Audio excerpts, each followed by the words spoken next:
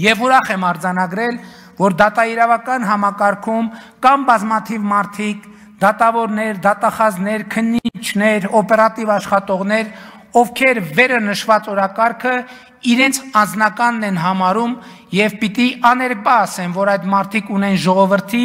նրա ներկայացուցիչ քաղաքական մեծամասնության եւ կառավարության աջակցությունը։ Եվ այդ աջակցությունը պետք է արտահայտվի ինստիտուցիոնալ խնդիրները հասկանալով եւ դրանց լուծում փնտրելով։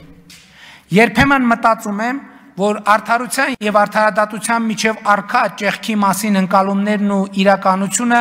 կարող են կապված լինել նաեւ այն խնդրի հետ, որ մենք մեր կառուցակարգերով մեր դատական համակարգը էականորեն հեռացրել ենք ժողովրդից,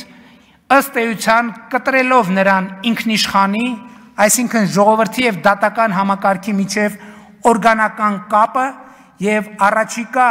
նոր սահմանադրության ընդունման համատեքստում մենք լրջորեն պետք է քննարկենք երդվյալ ատենակալների ինստիտուտի ներդրման հնարավորությունը։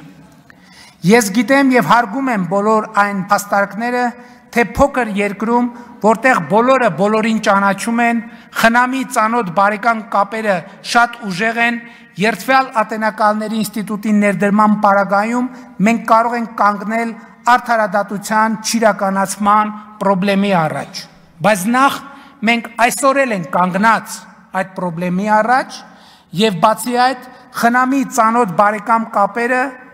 ինչպես եւ որքան կգործեն երդվյալ ատենակալների դեպքում նույնքան գործում են այսօր օպերատիվ աշխատողի,